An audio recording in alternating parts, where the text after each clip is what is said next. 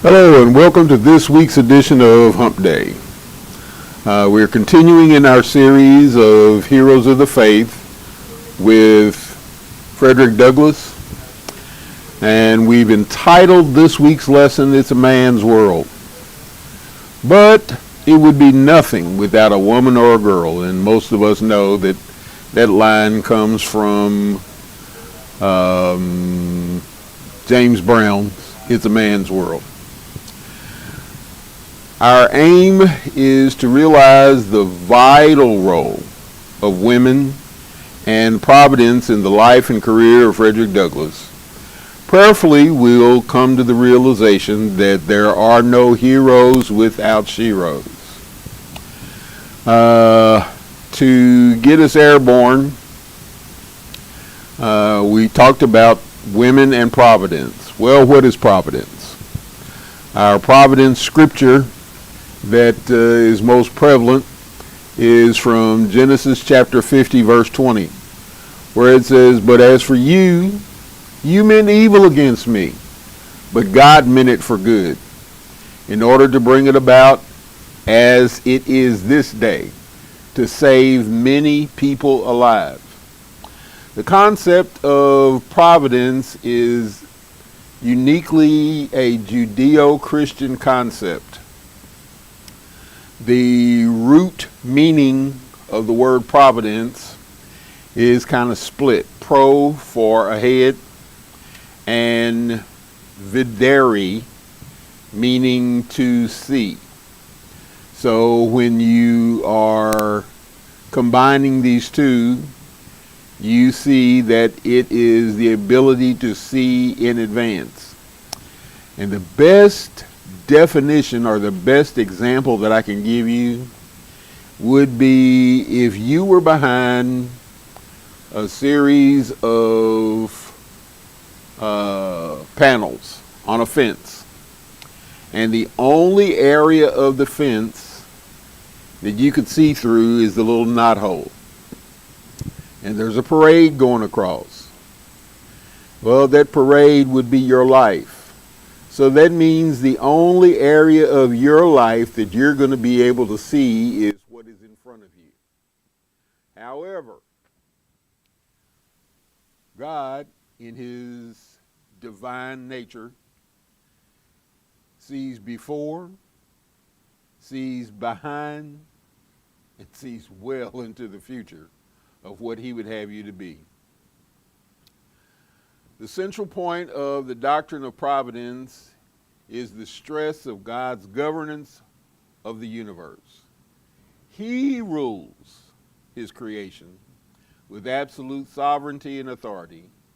He governs everything that comes to pass, from the greatest to the least. Nothing happens beyond the scope of his sovereignty, providential government. He makes it rain to fall. He makes the rain to fall. He makes the sun to shine. He raises up kingdoms, and as we're going to see soon, brings them down. He numbers the hairs on our head and the days of our lives. The clearest example of providence that we find in the scriptures is in the case of Joseph and his brothers. Though Joseph's brothers incurred true guilt through their treachery against him, the providence of God was working even through their sin.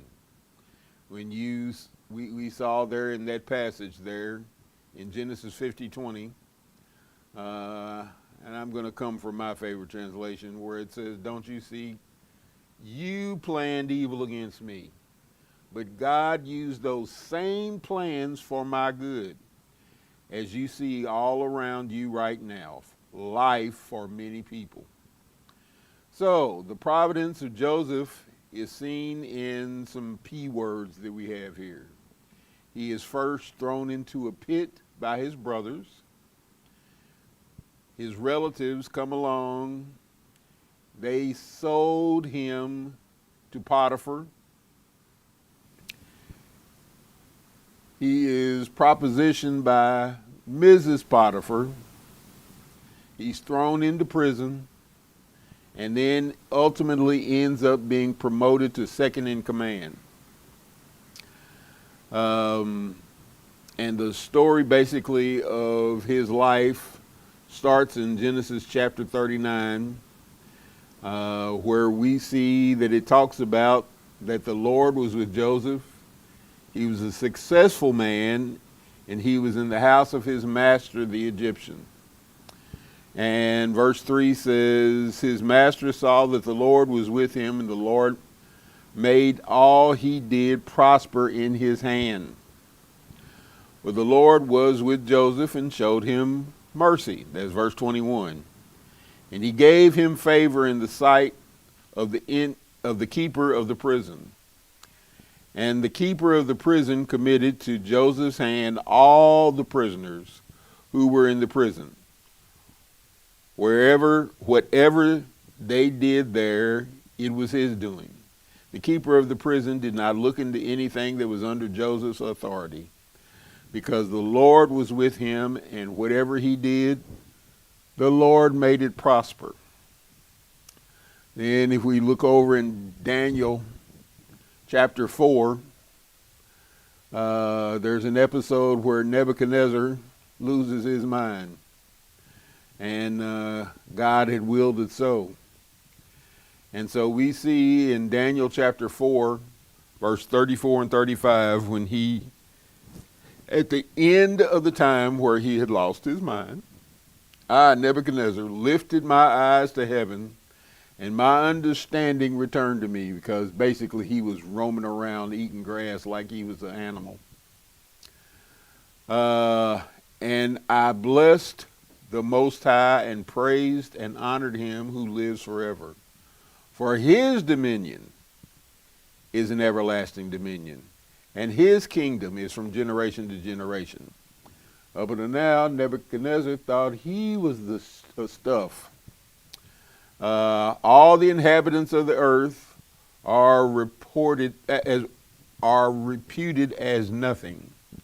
He does according to his will in the army of heaven and among the inhabitants of the earth. No one can restrain his hand or say to him, what have you done?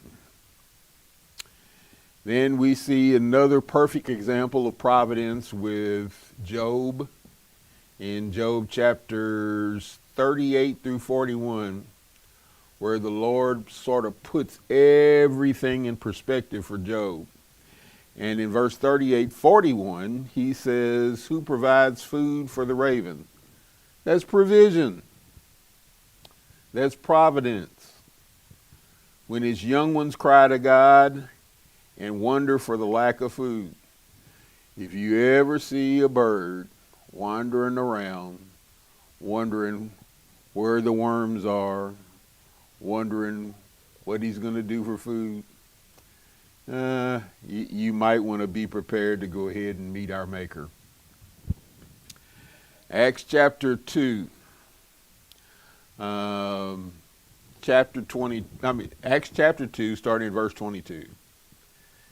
He says, fellow Israelites, listen carefully to these words. Jesus the Nazarene, a man thoroughly credited by God to you, the miracles and wonders and signs that God did through him are common knowledge. This Jesus, following the deliberate and well thought out plan of God, was betrayed by men who took the law into their hands and was handed over to you. And you pinned him to a cross and killed him. But God untied the death ropes and raised him up. Death was no match for him. So once again, God's providence was evident. And another one of those providential scriptures is seen in Romans chapter 8, verses 28 and 29. From New Living Translation says, and we know that God causes everything to work together for the good of those who love God and are called according to his purpose for them. And verse 29 is what makes us more like Jesus, where it says, for God knew his people in advance. That's comforting right there. And he chose them to become like his son, so that his son would be the firstborn among brothers and sisters. So, we see the providence of God in that God never takes his hand off of creation. Well, as a means of an introduction, Frederick Douglass declared, "I belong to the women." And this is at the midpoint of his life.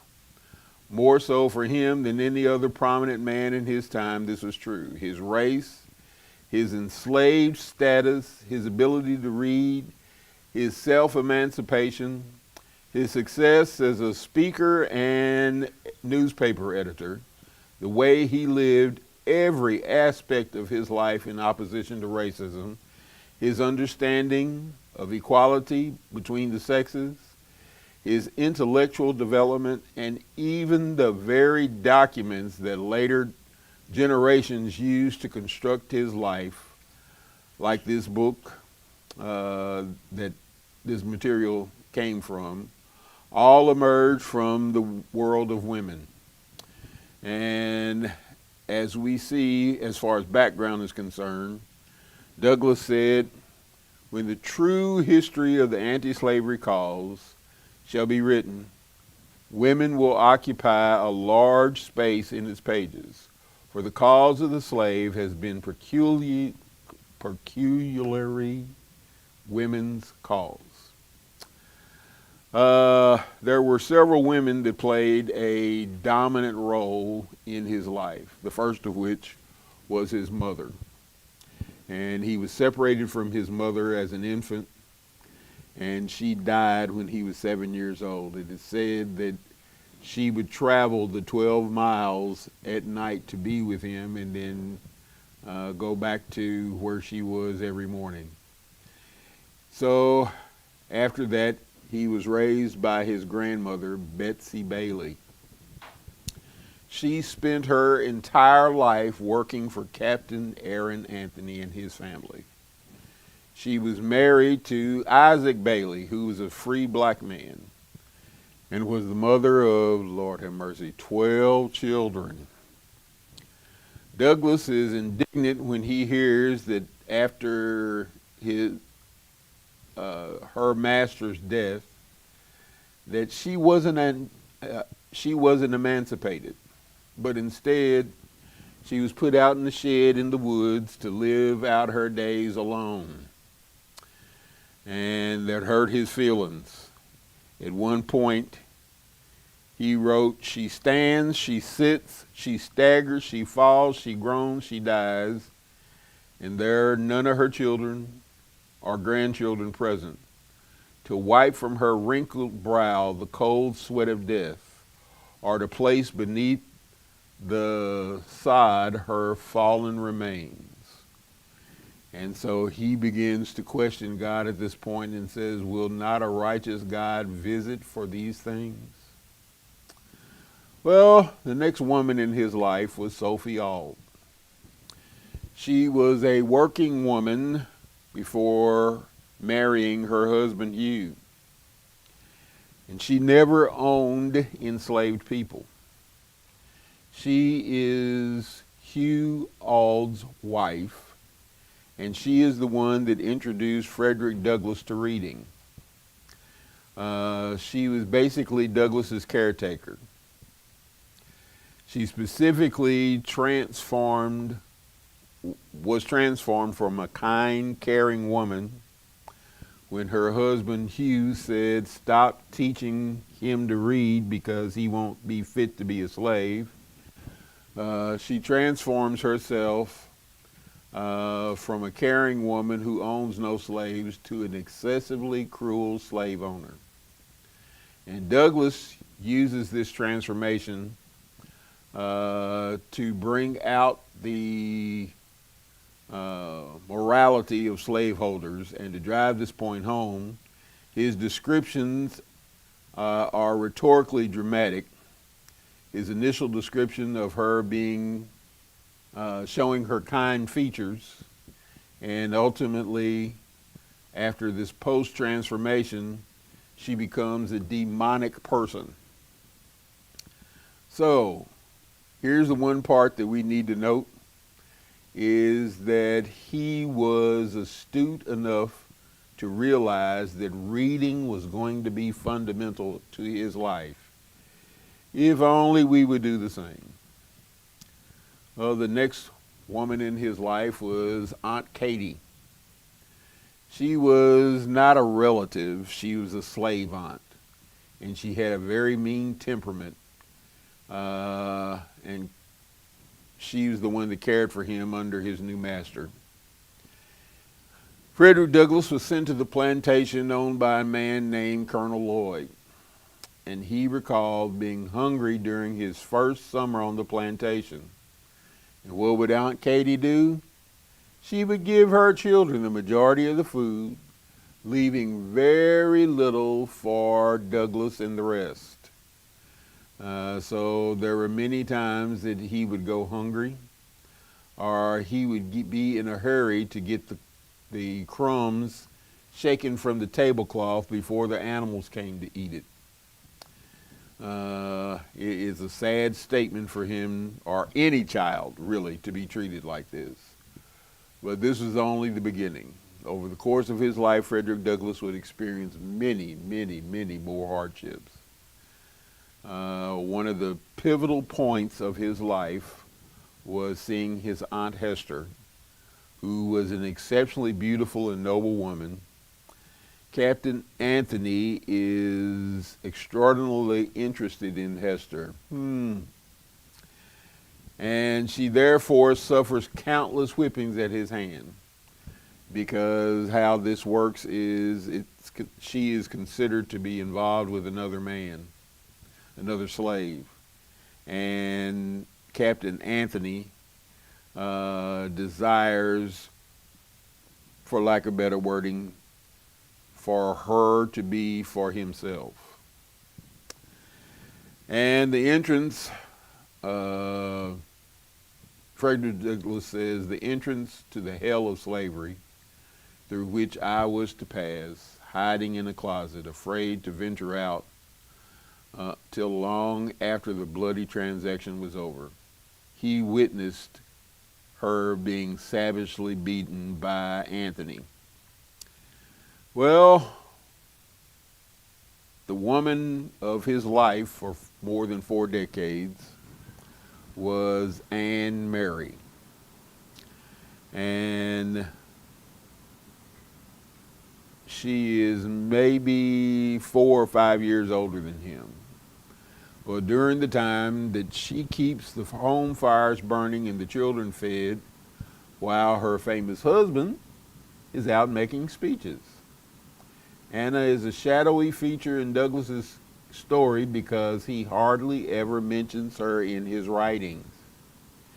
She is illiterate and is framed here as showing less interest in the life and the mind of some of Douglass's other female companions.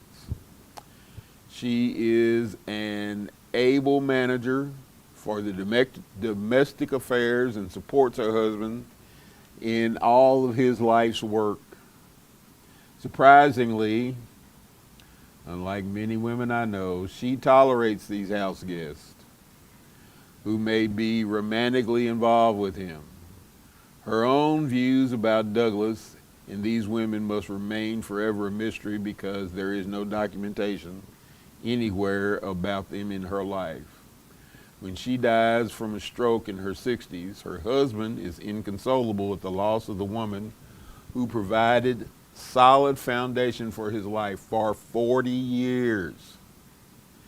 Frederick Bailey, also known as Douglass, at the time, met Anna Mary sometime in 1838 in Baltimore while attending the same AME church.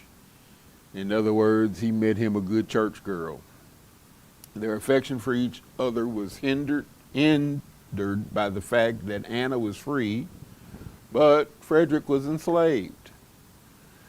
Douglass's harrowing escape from slavery is well detailed in his autobiographies, but Anna's role in his emancipation is lesser known.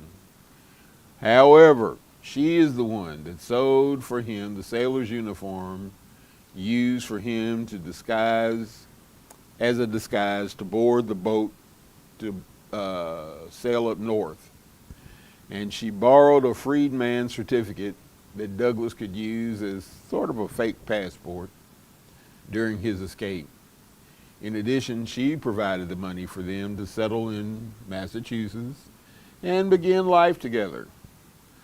The little they possessed was the outcome and the industrial and economic habits that were characteristics of Anne Mary Douglass. In other words, this is a statement left by his daughter, their daughter, sorry.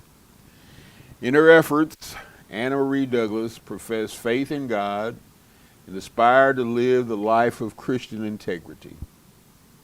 She was a Methodist, as was her husband. Even though there was no family altar in the house, her daughter recounts their regular spiritual practices because she was considered to be a person who strived to live a Christian life instead of just talking it. She suffered a stroke in 1842 and died thereafter. Frederick Douglass got remarried to a white woman named Helen Pitts. We'll talk about her in just a second. Which created a little bit of a controversy. Even though we rightly remember Douglass for his caring, his speechifying, his writing, and his activism, he would have never made it out of slavery had it not been for his wife, Anna Mary. His career as an abolitionist would have never been successful without this 4-decade partnership. Anna Mary Douglass, through her steely strength and humble willingness to work without renown, exemplifies the spirit of justice, and it also exemplifies the spirit of being a Christian. The next woman in his life was Anna Richardson. She and her sister-in-law, Ellen, were the two British supporters that raised money to buy his freedom from Thomas Auld in 1846. The next woman after that was Julie Griffiths. She was a British abolitionist who worked with the American former slave Frederick Douglass. The two met in London, England, during Douglass's tour of the British Isles in 1845 to 1847. And in 49, Griffiths joined Douglass in Rochester, New York, and edited, published, and promoted his work. She was one of 6 founding members of the influential Rochester Ladies Anti-Slavery Society.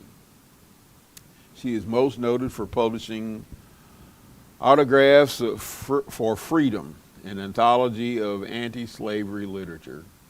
And in 1854, there were unfounded accusations leveled up by William Lord Garrison, his mentor, that Douglass and Griffiths engaged in infidelity.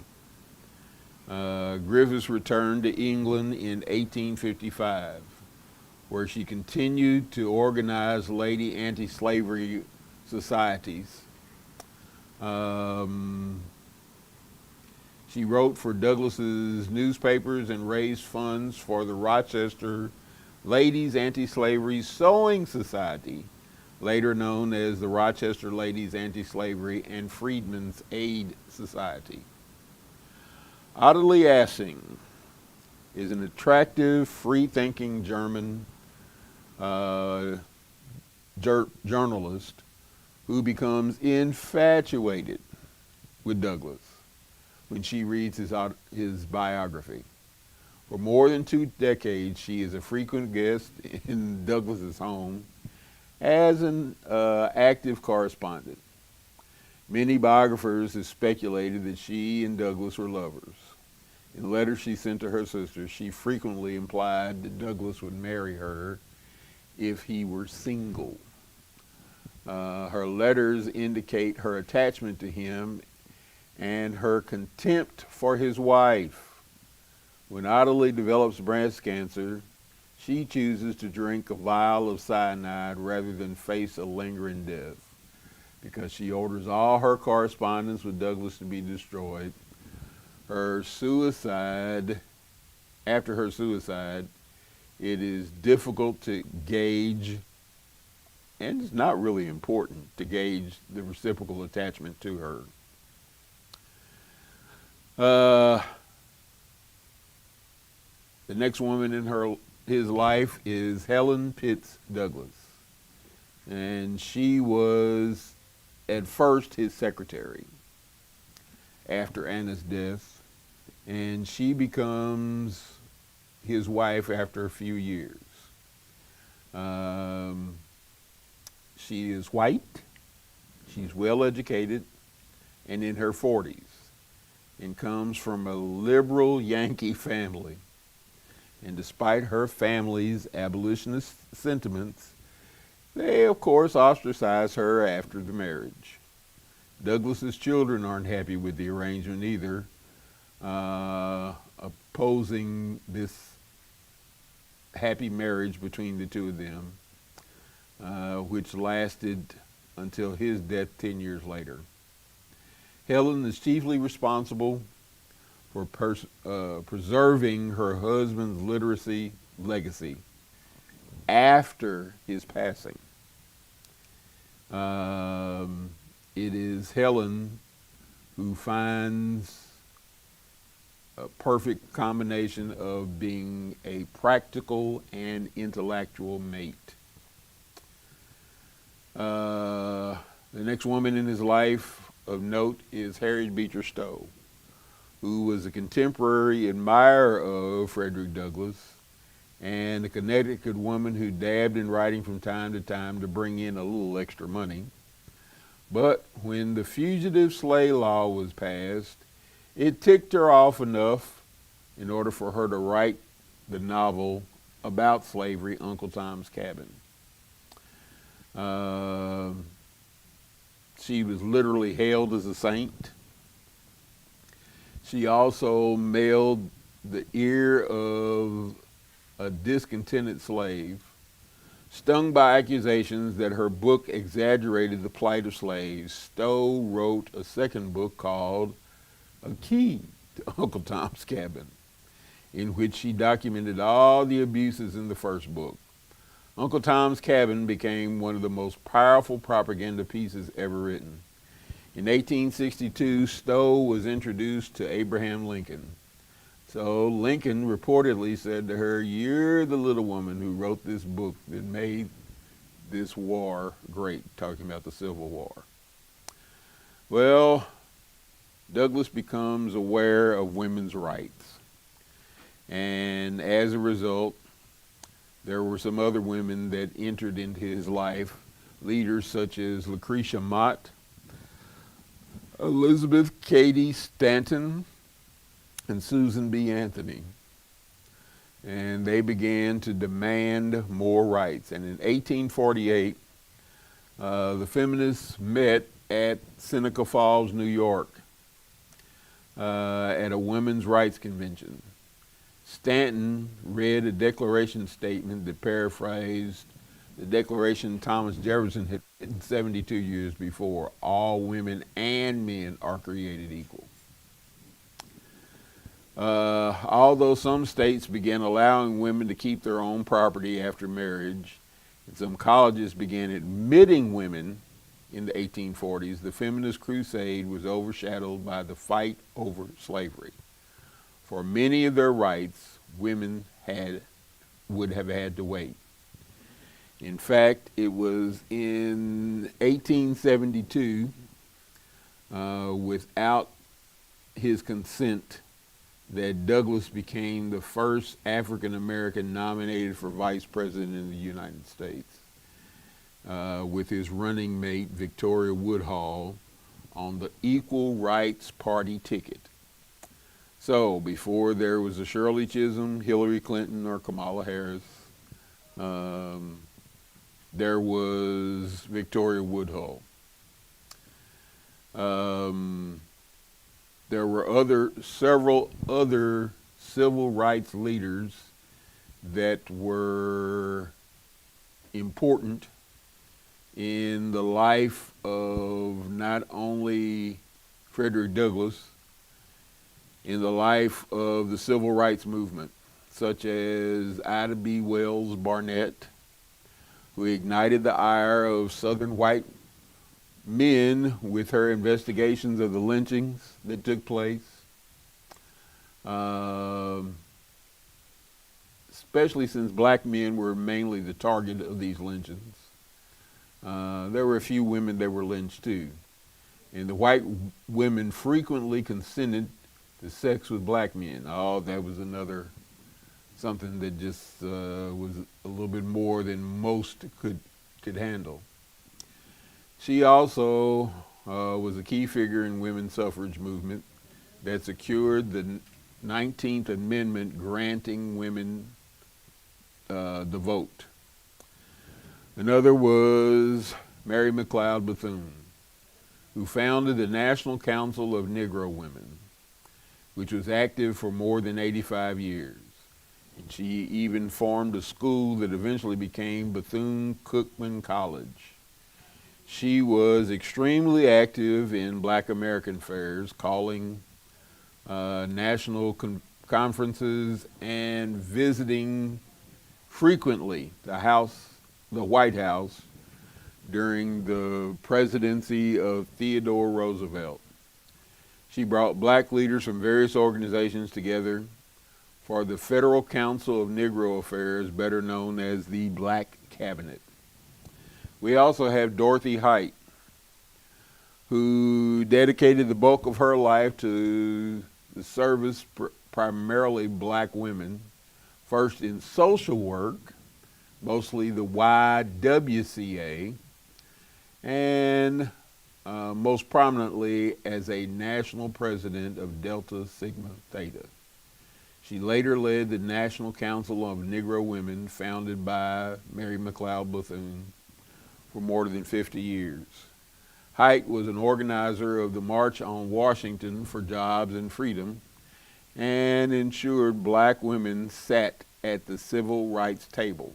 It's often said if you're not at the table, that means you're on the menu, and she did not want that to happen. Mary Church Terrell was an Oberlin graduate. She was an NAACP co-founder, educator, and prominent speaker and writer against segregation. She fought for civil rights through her life, and at the age of 86, she actively participated in efforts to desegregate Washington, D.C. restaurants in 1850. Ella Baker was the principal force in the SCLC, in other words, the Southern Christian Leadership Conference, during the Civil Rights Movement in the 60s, and she later formed SNCC, which was the Student Nonviolent Coordinating Committee, which she nurtured. Daisy Bates, an NAAC activist and newspaper publisher, was pivotal in integrating Central High School in Little Rock, Arkansas in '57. And Fannie Lou Hamer, who grew up a sharecropper in the Mississippi Delta, was critical to civil rights efforts in Mississippi, boldly challenging white supremacy in her native state. Fannie Lou Hamer endured beatings for daring to speak up and act, and as a SNCC organizer and key component for Freedom Summer, was the founder of the Mississippi Freedom Democratic Party. She was a fearless leader. Well, another person that had several women prominent in his life was that of Martin Luther King. His wife, his devoted wife and partner, Coretta Scott King, She was his encourager during the Montgomery boycott and bombing, and she was pivotal in initiating his plan for his release from the Georgia prison where he was. In fact, she was the one that contacted Robert Kennedy for him to be released. Then we have Mamie Till, who in 1855 decided she was going to have the casket open and her lynched, grotesque body of her son Emmett Till to be displayed for everyone to see. In fact, that was what inspired Rosa Parks not to move from her Montgomery bus seat. Rosa Parks, without the history of the bus sit-in by Rosa Parks, Martin Luther King would not have been catapulted into national and international limelight. Then we have, as mentioned earlier before, Ella Baker, who was the early organizer of the Southern Christian Leadership Conference. She was an early leader in the NAACP, and she was responsible for the sit-ins that occurred during with the Freedom Riders. Some of her leaders that she famously produced from SNCC were Marion Barry, Diane Nash, John Lewis, Julian Bond, Stokely Carmichael, and H. Rap Brown. These were all her political children. Then we had Prathia Hall, who prayed the I Have a Dream prayer that opened up the protest rally in Albany, Georgia. And it was Mahalia Jackson that reminded him to tell them about the dream when his speech at the March on Washington started declining. So, women have been pivotal, have been the pivotal hinges on which doors of freedom moved. In fact, big doors hang on small hinges. So, this concept of providence is evident in seeing how God has provided through nature, how God has provided through all of creation. And one of the things that we need to note in the life of St. Stephen is there's women that played pivotal and providential roles in the life of Pastor Kevin W. Cosby and St. Stephen Church. His birth mother, Clora Cosby, who died when he was 10 years old, gave him a foundation for his belief in the Lord. Connie Cosby, who was an educator, who became his stepmother, broadened his educational horizon. Barbara Cosby became his surrogate mother as Reverend Charles Mims tutored him in ministry. During his college years, he met Barnetta Turner, who would become his mate, and she single-handedly rescued him from depression and despair. Well, a few years later, Isla Woodson asked her brother, who was the Board of Deacons chair, Otto Williams, to go get that boy, Kevin Cosby, to become the pastor of St. Stephen. And as the pastor of St. Stephen, Reverend Denise Watts invited Reverend Cosby to come to Houston to speak, and as a result, that's where his interest in Sunday school was obtained. He came back from Houston. He ordained Alma Alexander and made her director of Christian education. And this appointment got Reverend Cosby terminated from Simmons Bible College, ostracized from other churches and Black and Baptist organizations. As a result, he focused on Sunday school, and as a result, the church grew. As a result of the church growing, St. Stephen was in a position to purchase the grounds of the former Simmons University at 7th in Kentucky. Providentially, Dr. Cosby would be placed in a position to become the president of the same school that terminated him. And under his leadership, the historic college, Simmons College of Kentucky, has become Louisville's historic black college and university. Paul says in 2 Timothy 1, verse 1 and chapter 1, verse 12, "For this reason I also suffer these things. Nevertheless, I am not ashamed. For I know whom I have believed, and am persuaded that he is able to keep what I have committed to him until that day."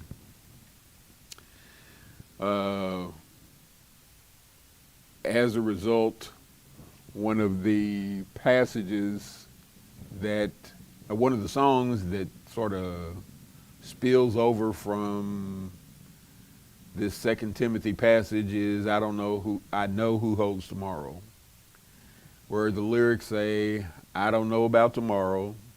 I just live from day to day. I don't borrow from its sunshine, for its skies may turn gray. I don't worry o'er the future, for I know what Jesus said, and today I'll walk beside him, for he knows what is ahead. Many things about tomorrow I don't seem to understand, but I know who holds tomorrow, and I know who holds my hand." Well, what we need to do is pray consistently to be thankful for the provisions God made in our life. We need to encourage others on their providential journey. We need to explain the ultimate act of providence was carried out by Christ on the cross.